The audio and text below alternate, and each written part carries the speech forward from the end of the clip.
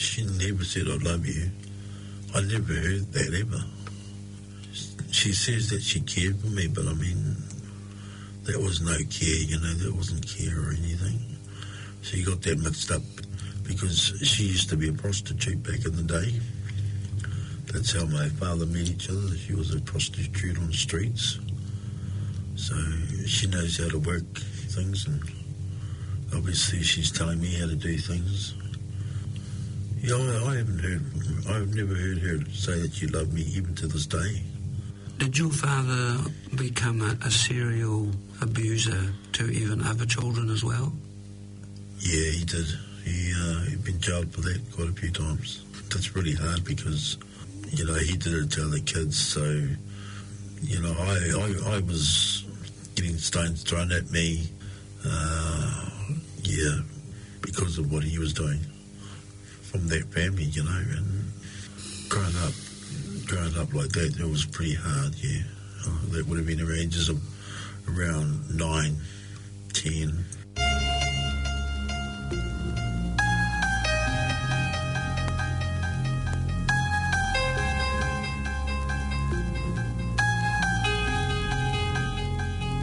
Hi, this is Bruce Lipton, and you're listening to Green Planet FM. Kia ora, greetings, and welcome to Green Planet FM 104.6. I'm Tim Lynch, and I trust that you are doing well. I invite you to stay with me over the next hour as we discuss and find ways to take care of our unique and magnificent green planet Earth. I have been asked to play this introductory music in honor of the person who I'm interviewing today.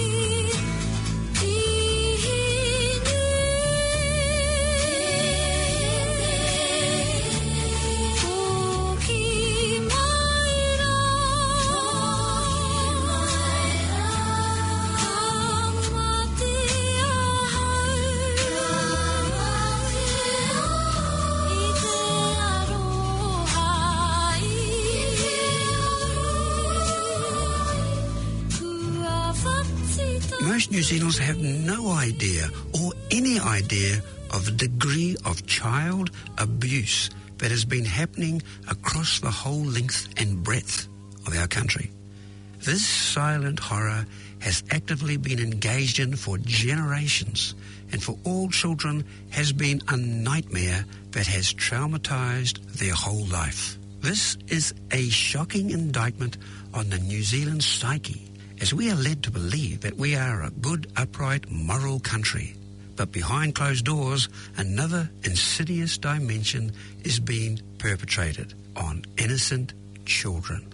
With New Zealand's prison population composed of 90% males and 10% females, it brings home the significance that if there is no loving father in the home to back up and support the child's loving mother, it clearly shows that this has to be addressed by our society today. It cannot be deliberately delayed any longer. Innocent children are our future. They have to be honoured and cherished. Author and pastor James Merritt, in his book Friends, Foes and Fools, reports that fatherless children are 100 to 200% more likely to experience emotional and behavioural problems, twice as likely to use drugs and alcohol, more likely to become sexually active at an early age, and 3 times more likely to commit violent crime. Over 50% of teens who attempt suicide live in a single-parent home. Most runaways leave fatherless homes, and boys without fathers are 300% more likely to end up incarcerated. 70% of juveniles in long-term correctional facilities grew up without a father. Fatherless daughters are 53% more likely to marry in their teens, and 164% more likely to have children outside of marriage. Fatherless daughters who marry have a 92% higher divorce rate, and fatherless sons are 35% more likely to experience marital failure. 80% of teenagers admitted to psychiatric hospitals come from fatherless homes, and are 50% more likely to grapple with learning disabilities. They fare worse in school and are 3 times more likely to drop out than children who grew up in a home with a father. His book also mentions that it is possible to be physically present yet emotionally absent, quoting that one poll showed that many fathers said they feel guilty about spending little time with their children. According to the Family Research Council in the United States, the average dad spends 8 minutes a day in direct conversation with his children. And in families where the mum works outside the home, it drops to 4 minutes. These are US stats, but they are nearly the same as in New Zealand. Kia ora. Kia ora. Kia ora. With me today in the Christchurch Plains Community Radio Station, I have Te Matere Moana, or We, and his surname is Peepi. I have also with me the author of the book Innocence. His name is Ludovic Romany, and We is here to share his profound and tragic story so that we as a New Zealand community can learn from this heartbreaking and deeply shocking journey that he has made, that this will never be experienced by children, not only in Aotearoa, New Zealand, but elsewhere as well. Of course, it's a huge ask, but we must make a stand. For me, as a radio host, this is the most sensitive subject that I have ever been involved in, and I will do my best to be of service to We. So, kia ora, We. Kia ora. Kia ora. Kia ora, and thank you for driving in with us today to the studio. We, the book Innocence, covers your very traumatic journey until you were 22 years of age. And now you are 46 years of age. Yes. And you've finally entered a stage in your life where you feel supported as well as being healed from your tragic past. Are you able to tell our listeners what was it like brought up as the only child born in Rotorua and experiencing abuse, betrayal, and abandonment. It was really hard, especially from being born and to the ages of 3 to 5, how it all began those days. Where I was put on the streets, begging for money, asking for help. Your mother's across the road looking at you, making sure that you're doing the work as such. It was pretty hard, and then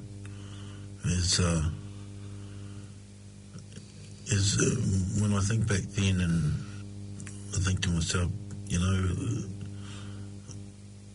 what was she trying to gain from me being like that, It was really hard. And where was your dad during this time? Where? He was incarcerated in jail. He spent a lot of time in jail. We travelled up and down the country because he was going from one prison to the next. My mother thought the world of him because all her money and everything else went on him. He, for some reason, needed money in jail, needed things, money, always money, to buy drugs, to look after his own habit. Going to the prison when I was that young, it was hard to take in because it was really rugged. Watching both your mother and father go into the toilet, watching other people going in the toilet doing the same thing as what my mum and dad were doing. Well, to be blunt, they were having sex in the toilet back then. It was a common thing. The kids stay outside and just be quiet, sit there and wait. But there was other kids the same age as me bouncing all around the place. Being that young, that's what they were like, But me, I sort of grew up real fast, quite fast, from my early childhood all the way through to my teens. Can I ask, why was your dad in jail? He was in jail for stabbing a guy with a screwdriver in his head at a car crash. The guy didn't really mean to, but yeah, he got angry, and before you know it, he was getting taken away by the police because I could see him through the back window of the police car getting taken away. But what shocked me the most was the blood all over the place, coming out of his head, going onto the car, on the ground. It horrored me. It really shook me, that. And that's when he went from Mount Eden to Rotorua. For some reason he wanted to get back to his own roots because he's from Opotiki and Rotorua is just up the road. But we didn't stay there long enough. Before you know it, my mum's mother died. Then we worked our way to Auckland. I was about 5 then, and the car to Auckland. I was quite hungry. I was really hungry. I just couldn't see why my mum was giving them money and we're starving at home, and here I am on the streets begging for money, begging for help to buy food. That was a hard one, that one. Getting dressed up just to ask for money. Ask for money, that was hard. What was your home life like? How did you live at home? I slept on the floor. We had no furniture. I slept on the floor, just on the carpet on the floor, If there was a single mattress there, that's where I'd sleep, but other than that, it'll be on the floor because, we had no furniture. Did you have sheets on the bed and a pillowcase on pillow? And No sheets, just a bed floor and a blanket. One blanket and, if it's a mattress, it's one blanket and that's it, really. My mum, she started taking a lot of drugs back then. She was, because that's what I think my money was going on, to be honest, was their drug habit that they had. That was hard, but I really don't know about that, especially I just know that my father was taking drugs in jail, And when, as a 3 to 5 year old, you two were molested? Yes, I was sexually abused. Well, I was raped by my father.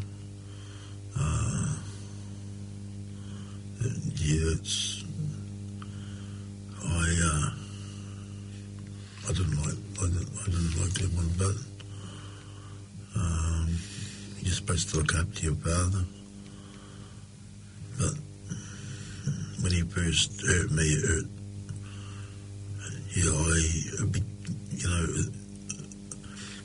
It's starting to become a bit normal. It's usually when he's drinking or taking me on a drive on the car, saying that he's going down the road, and I know exactly what he's up to. He'll take me in where people go for their bushwalks. He'll take me there, molest me there too as well. But it just help himself to me. There was to see him in jail was a delight. But my mum, she wasn't an angel. She was just about as bad as he was. She wasn't sexually abusing me. She was hitting me hard. She would have a full fist punch me. That's how she broke my nose. That's why I got a broken nose today. She had hit me in the car because I was hungry. I was just hungry. I couldn't. We were going up to Auckland. I jumped into a car with her and some friends of hers and to go to a funeral. Tugging up in Auckland, her mother. But I was hungry. I hadn't had anything to eat for 2 days nearly, and being in the car, it was hard. And she was telling me to shut up, and so I don't want you to tell me that you're hungry anymore. But I couldn't help it. I was hungry. I was a kid. I got needs too as well. And the last thing she did was she punched me in the face and broke my nose, and that pushed me, and so did the people around me. They felt sorry for me, so they pulled into a fish and chip shop and bought me a scoop of chips, which I was grateful for. But it took a punch in the face to do it. It took a broken nose to do it. It was. It's unfathomable. Were there any other extended family who were able to look out for you, or did you feel so outcast that you couldn't communicate with? There was a grandmother who had died, you say. Were there any other grandparents that you could have, who wanted to know who you were and wanted to... Well, the further north I got, the older I got, I moved around up and down the country. Like I said, when your father's in jail, you go from city to city, wherever that jail is. He went back to Mount Eden. I went to the funeral with my mum.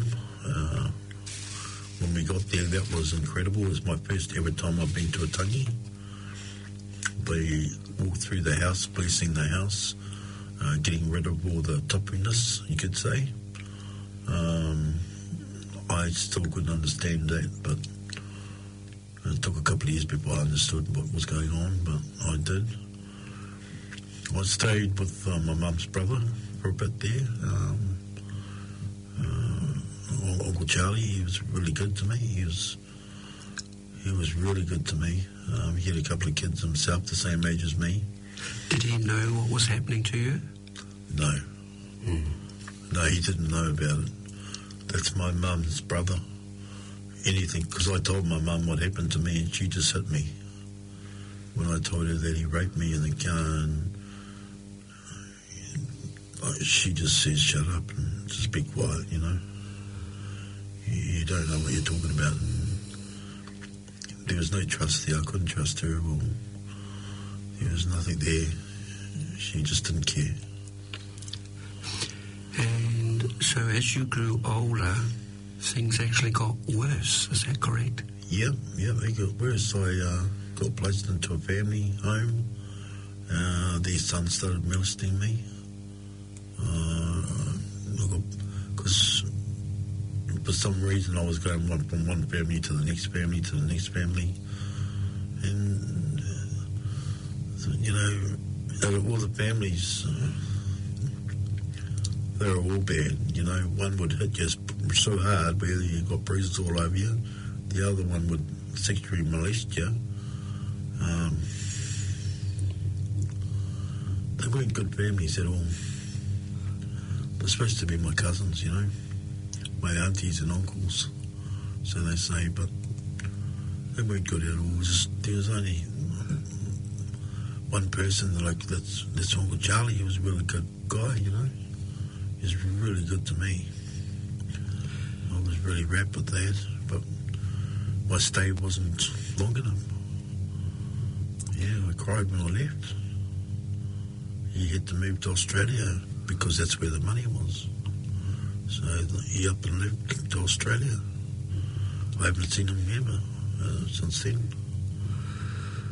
So the loneliness, you're here by yourself and you don't know who to trust, you don't know where to get help, and because you were abused so young, you didn't have any skills at all to be able to call out because it was all overwhelming. Yeah, it was definitely overwhelming. Yeah. It's still hard to this day. I talk to my mother and I asked her, why did you do that? She just says, forget about the past, look forward to the future. I can't do that yet.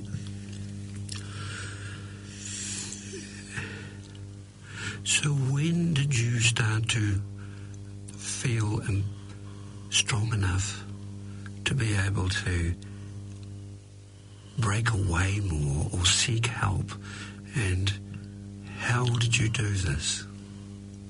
Well, at the age of, say, 8 years old, we moved around in Auckland when I was 6, 7, and then at 8 years old we ended up in a place called Wellsford, a place called Topany Mill. When my father got out of jail, he was real bad. He was beating on my mum when he's drunk, and he's beating up on me when he's drunk. And yeah, it was real bad. He was locking the doors so I can't get out of the room. That was pretty bad. Watching my mum getting hurt too as well was even worse. But he would just throw me around the room, and then when I got the chance, I was out of there. I took off to my auntie's place, which is my mother's friends up the road. And they're your friends. Your mum would say that's your auntie, or they're friends and a man, that's your uncle. You know, that sort of thing. So I'd run to them, and man, they'd be, the houses just slam the door into my face. So they don't want the trouble. There was only one house that I went to, and they put me inside the cupboard, a wardrobe, so I could hide away from them.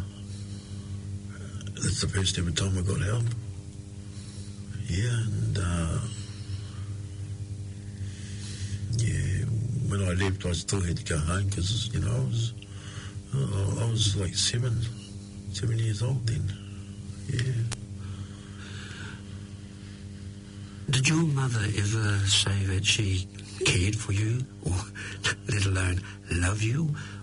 Was there any aroha in your early life? She never said I love you. I never heard that ever.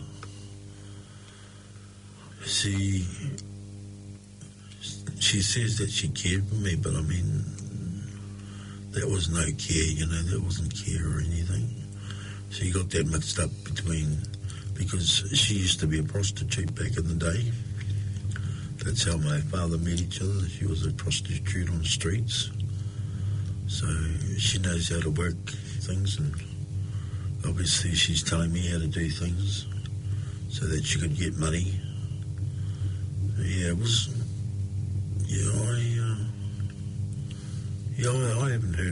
I've never heard her say that she loved me, even to this day. She still believes that. I think she still believes that. God's forgiven her. But it's too late for that. Yes, so to be confronted by that. In the book Innocence, you find yourself being beaten to the degree that bones break? Bones break. It was that's several times, quite a few times in my life. 8, 10, 12, broken legs, broken arms, become normal. I mean, with broken legs, you can't move. Did doctors be called in? Oh, no. No way. No way. They kept me out of the doctor's scene. They looked after me at home. When I couldn't walk, they fed me. They carried me to the toilet. My school teacher came to my place and saw me sitting on the chair. He asked me what's going on. I said, well, my mother told me not to say anything to him or get another hiding, and I'm sitting there with broken legs, and still scared because I was scared of both of them. They were monsters, both of them. They both were, yeah.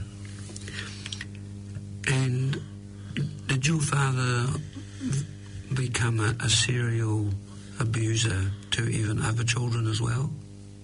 Yeah, he did. He'd been jailed for that quite a few times with other kids. That's really hard because he did it to other kids. So I was getting stones thrown at me. Because of what he was doing from that family, and growing up like that, it was pretty hard, yeah. That would have been around ages of around 9, 10. Your father's abusing girls.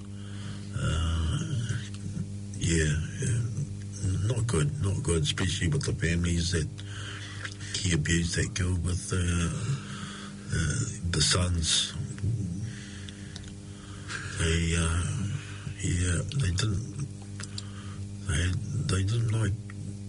didn't like him, so they took it out on me.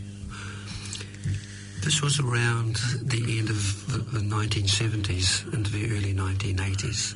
Is that right? It's the middle of the 1980s. Okay. Yeah. And the authorities, the New Zealand authorities, where were they? Never heard of them.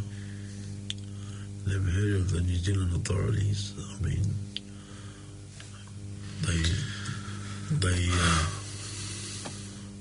that was a big no anyway. I couldn't go to them. I didn't know how to. When you're a kid and you get abused and, you know, sexually, emotionally, psychologically, you know, all the above, it becomes normal. It becomes normal. Yeah. Really normal.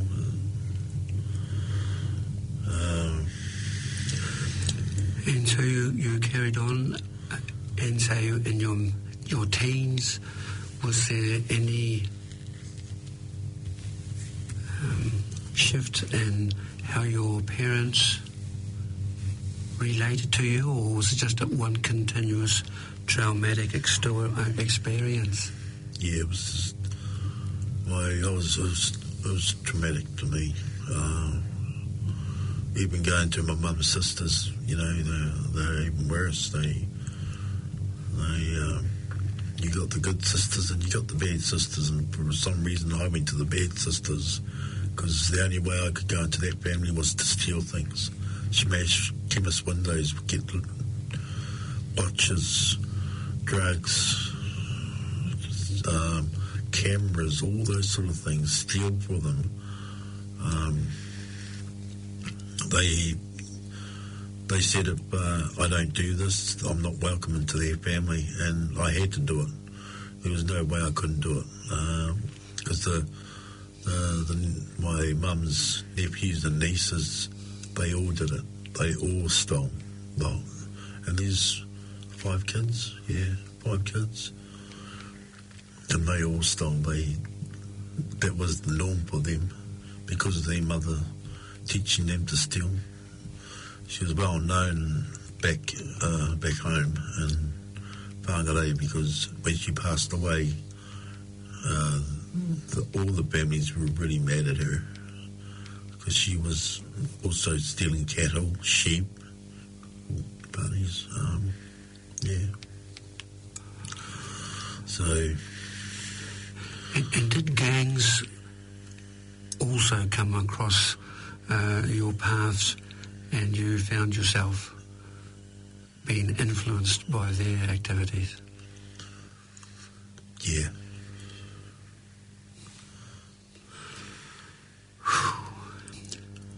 Yeah, the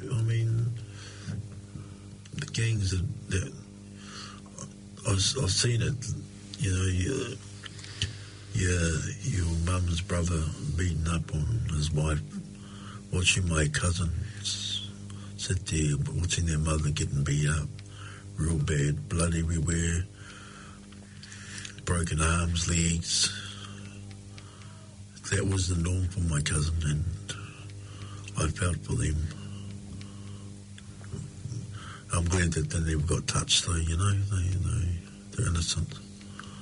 They're innocent. The father never hit on them, on the kids. He hit on his wife, though, but not the kids. I've never seen that. That really... There was one thing here was good, and the other one was bad, so...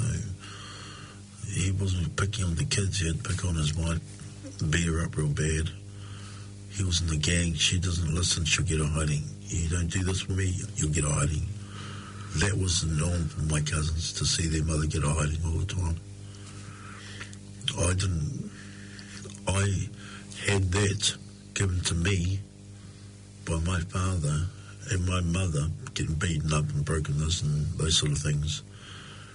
But I never ever saw anybody else get it until I moved into them for a couple of months. That was an eye-opener for me, yeah.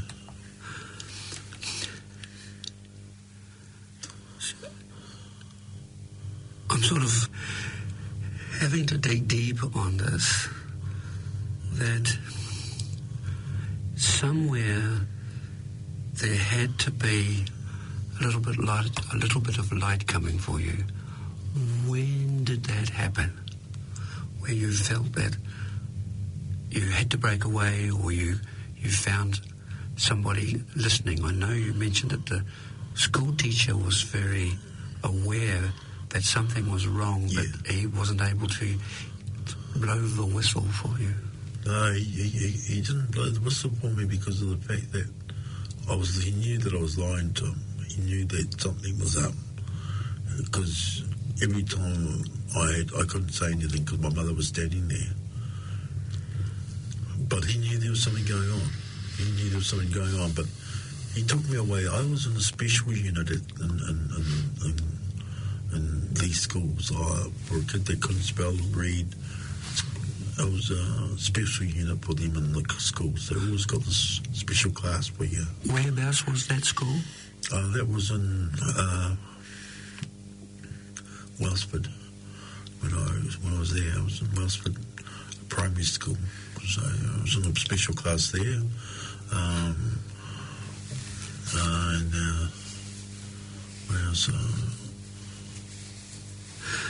So there was someone who realised that you needed support, even from the standpoint that they didn't maybe know you were being abused, but they knew that you had to have some sort of education that would help you with your numeracy and literacy. Yeah, they knew that I moved around a lot. They knew that going from one city to the next city, they knew that I moved around a lot. I wasn't there long enough to make friends. When I did, I'd just get them taken off me. There was no way in hell I'd be able to go on trips. And if I did, that's the only lie I saw. I still go back to when I was in college or intermediate. The school teacher took us to a marae opening, and we stayed there for a couple of days. That was a light open. That was awesome. I liked it, enjoyed it. That was the best thing I ever done. I wished it never ended, but it did because I had to go home, back to all that abuse again. We stayed in a lot of homes that had no power.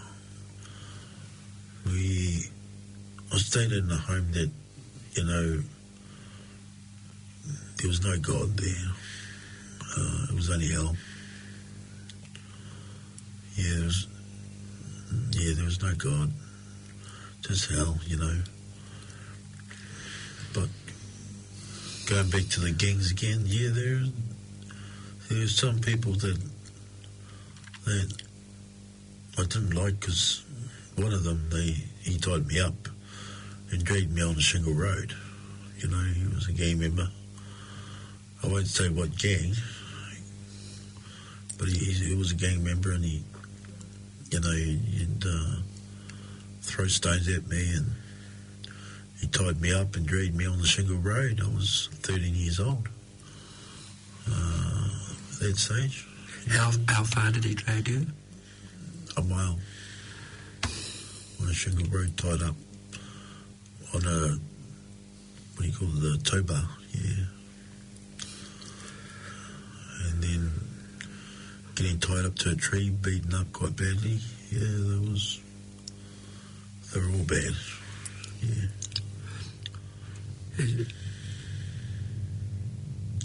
I mean, this is a huge...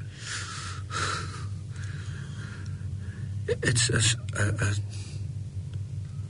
I don't know, a trail of broken heart, and everything around you is just hell. What finally happened, bearing in mind that our book, Innocence, covers your first years until 22, and that there is going to be a follow-up of that. Today you're 46 years of age, and I've met you over the last few days, and I have met a warm and caring person, and I see that you have healed much, and you've forgiven a lot. Can you tell us how you have healed, or what took you into the realm where you could break free and have a new go at life? Age of 14, I ran away. I ran away from home and ended up on the streets of Auckland. That was me. I ended up running on the streets in Auckland. I was looking after myself. I grew up real fast. I grew up real fast, and that side of things, education and all that. I still didn't have I still couldn't spell or read properly. But I broke away at 14, and I ended up on the streets of Auckland. I went to a funeral, which was my auntie. My auntie, she passed away. She was the one that was stealing stuff to go into the family. You had to steal things. She was the one that stole the cattle and the sheep and all those sort of things, or farmers in the bushlands of the North Island. She died, and I jumped on to a car that was going to Auckland, and can I come, please? They said, yeah, you can come. I just didn't say anything. I left. The funeral hadn't even finished, but I left because I didn't see that there was any end of what was going on to me. I mean, when I was going to school, I got picked up by a gentleman, and he raped me in the car. He was a complete stranger. He picked me up because I got kicked off the bus, and he picked me up and he raped me in the car straight away. He pulled into this dirt track and then basically hit me, ripped my shirt off, my pants. I walked home and told my mother. She just said, go and get changed. She didn't do anything. She just said, go and get changed. You still got to go and pick up wood for the fireplace to keep it going. That was pretty hard. And so, if you can help me here, how was it that led you to where you are now, or is that still quite a continuing journey? You did mention it. I think you were around about 36 before you finally have broken to because you see, over the last 3 days, I've spent time with you. And I can trust you. I know you're honest. And I know you're a loving man. And I've seen your daughter. And I've seen also how you relate to people. And you are involved in a local cooperative. And you are a person who is doing volunteer work. And so through all this, you're healing and you're coming sunny side up, as I'd like to say. And that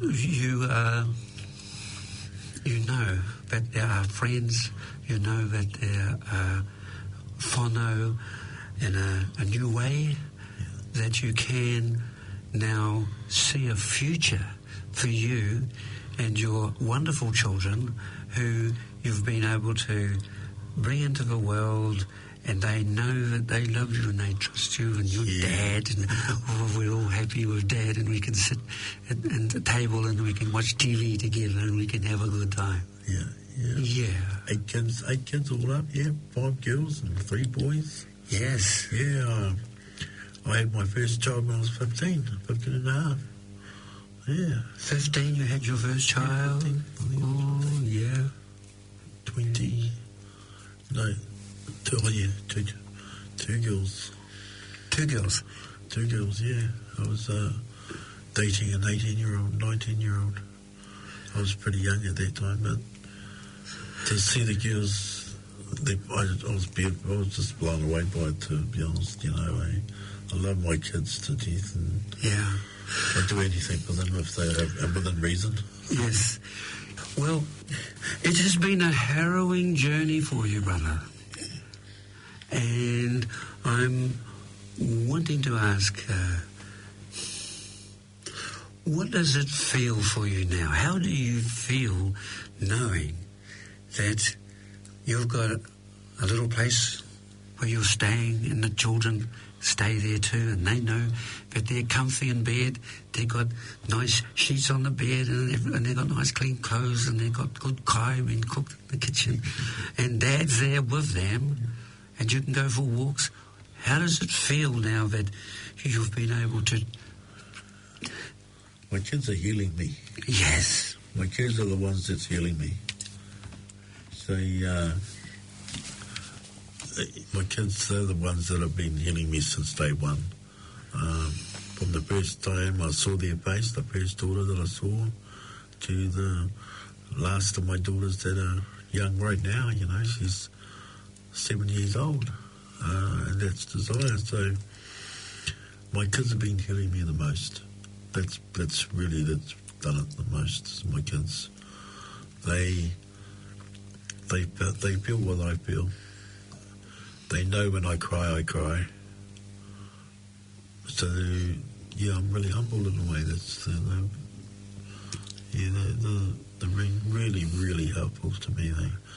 They ask me if I'm okay. They say that nearly, well, a couple of weeks ago, a couple of months ago, I had a heart attack, you know. And my kids revived me. I'm grateful. They might have broken a few of my ribs, but I'm still here to tell a tale, you know. And they revived me. The fire brigade came up and helped at the same time as well. But my kids are, they're my rock. They're the ones that have been helping me through this whole journey that I'm going through, and I'm loving it. I'm loving it. Yes, I'm loving that. I think this is wonderful. You're a little team. Yeah, we're a little, nearly a rugby team, but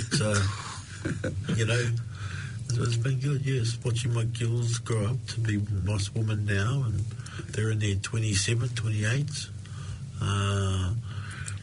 To the youngest, which is Desire, she's nearly 8 years old. Yes, it's still a journey. Yes. I got to admit, I was still going to a counsellor because it's not easy to give it all up, but just trying to get an understanding about it all. And yeah, it's been pretty hard, but the best of it all is my kids. They give me aroha, they give me strength and love and all the kindness that a kid should have. And that's what I love, you know, to see I love them. And now they've got kids of their own, and my grandfather, watching that and watching my grandchildren, because having many grandchildren around me as well. And yes. Because we've taken a big family photo. I'm on Facebook, and my kids said, "Look, Dad, we'll get all together, even with your ex-partners." That's precious. Even with your ex-partners, we'll get together and we'll have a photo. And they did it. They put my ex-partner there and my ex-partner's there, and they pulled it off. They pulled it off. Yeah, I couldn't believe it. They pulled it off, and that was a feeling like you can't, you know, you can't. Translate. Yes. But it was just awesome. Yeah. It was just awesome. It was just it was so humbling, and it was awesome. So this is for great healing, where your heart feels, oh gosh, I've got through. I've been to hell, and I've come through. Yeah. Yes. Yeah. Well, can I ask you, anybody who is listening to this program and who are children, who may be in a situation that you have been in, what is the best suggestion you can give them so that they can find a way to get help? Because we need to seek help. We don't want any children to ever suffer the horror that you have. What would you say? I'd say, that there is a young at 5 or 3 even. They might have been grown up, but you always seem to have friends. Friends next to you sometimes, your good old mate that you can be with all the way through your life. Talk to him. If you've got a trusty person out there, talk to that person. But it's usually your friends you tell, because your friends always tell their friends, and then before you know it, it's come back, and the police will be knocking on your door because they heard it from these people. Because that is the best thing a child could do, is tell their friends. Telling their uncles and aunties is also good. If they go to kindy, the kindy people will actually pick up on it anyway, because they can see what's happening. Because that's what happened to me, and I got pulled out of that kindy. I wasn't there long enough. Because I started playing with dolls and stuff. They seen it, and before you know it, my mother pulled me out of there, and I moved on to the next one. I didn't go to school till I was about 7, yeah. And so you say to those children, say, hey, look, please, I need help. Yeah. Okay. Yeah. I need help, please help. Tell somebody else, Yeah, that's the big thing, is trusting people, and if you can trust that person, tell them what's going on. Even if you're getting beaten up too as well, just tell somebody, even a grown-up that you like, because you always end up having friends. That's what happened to me. I didn't tell my friends. I should have told them, but I was too scared, because you get intimidated really intense, especially by grown-ups. You get intimidated by that when you're a kid. But just, tell your friends, tell their friends, tell your teacher, tell your auntie or uncle that you love. Tell them how you're feeling about it too as well, because it brings a lot out of you, and then you can go, okay, I said it, and then you go from there. Good on you, brother. Yes. Sort of. Thank you. Yes. Now, we have Ludovic Romany, who has been able to be with you for the last 3 years to write the book Innocence, a true story of a journey from darkness into light. And there is a profound connection here, and I would like Ludovic to be able to tell how he connected with you. The most incredible thing that happened for me was meeting Wee again in Littleton. Wee came to me a few times, 4 times, perhaps more, but each time he asked me would I be able to help him with this book. And so I gave him the guidance that I could the first time, the second time, and the third time I was saying you could use a recorder, do this, do that, and suggested this and that. And it was the 4th time that, round about that Wee said to me the same thing, I'd love somebody to help me with my book, to get my story out. And I said, you'd really like me to do this, wouldn't you, bro? And he says, yeah, mate, yeah. And I asked him, was Iwi, what was his whakapapa, where was he from? And he said, Rotorua in Te Awaha. And I was thinking about that, and I said, what year? And he took me back to the 70s. I thought, oh my God. And I realised that I knew Wee, and I just had an epiphany. I just got this flash that took me right back to that time. And I thought, this is God-driven. I thought, I know this fellow. I knew him when he was a little boy. Yeah. And he was the guy that was on the street. And I was on my hands and knees before I left him, and I promised him, if I can never help you one day, because I can't help you now, because I was scared, I was frightened. I saw your mum sitting in the car looking at me, and she yelled out, and she said, he's only 3 years old. You can take him home, do what you like. He's already had practice, but just give us the money first. And I was horrified, and I was scared. I back-legged, mate. Yeah. But I looked in your little eyes, and looked in your face, and I said, mate, if I can help you one day, I will. And I never thought I'd ever meet you again, but I have. Yeah. we're supposed to meet. That's why. Yep. And this is my helping fulfill this journey, mate. And I just thank you so much for being able to be here with you and to say to people, don't have the fear that I had. Go forward. Say what you need to say so that these things don't happen anymore, because it's got to stop. This kind of abuse has got to stop. Yeah. Thank you, Wee. Thank you, Tim. In closing, Wee, how would you like to see tomorrow? Beautiful, just beautiful. That's how I'd like to see tomorrow. Beautiful, but also just if there's other people going through what I went through, just see if you can get the help, and God bless you all, you know. Yeah. It'll heal. It just takes time. It just takes a bit of time. It'll heal, though. It just takes a bit of time. But if there's anybody out there, especially kids or even friends and family, know that's going on with these other kids or wives getting beaten up, let other people know about it. Yeah, they can help. Yeah, because we can all get along.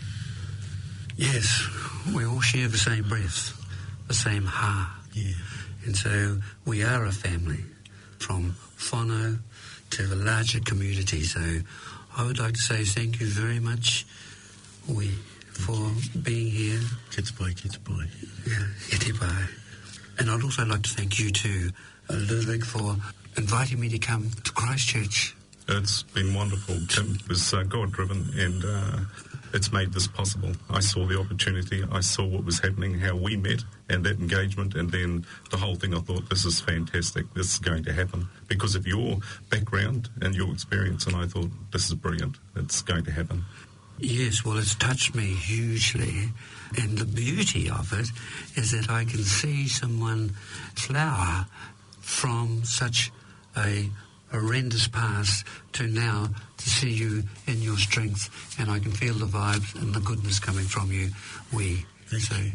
Kia ora, and I look forward to hearing of more success and happiness in your life. Thank you. Thank you. That was Peepi, and the author of the book, Innocence, Ludovic C. In relationship to the book, Innocence, people can purchase books by contacting the publisher of Copy Press in Nelson at 03 547 2972. That's 03 547 2972. Or through his website at www.romany, romany.co.nz, romany.co.nz, or by mentioning the book Innocence to the shop retailer, who can order it via the publisher. Please note that children who believe they are being abused can tell a person in authority, such as their teacher, police, doctor, or someone trustworthy who can get immediate help. I invite you to be able to come to GreenplanetFM.com, where we have over 400 interviews in our database, which you can readily download and listen to be able to inspire yourself to become the change you want to see in the world and become involved in caring for your children and grandchildren's future. We are also on Facebook, on Green Planet FM, and ourplanet.org. Please come and love us. This is Tim Lynch. And or Lisa Eyre. And Liz Gunn. In the spirit of Aroha, wishing you a wonderful week. We look forward to being with you next week. I say kia kaha and haere rā. In ending this interview, I wish to play some music to honour Peepi.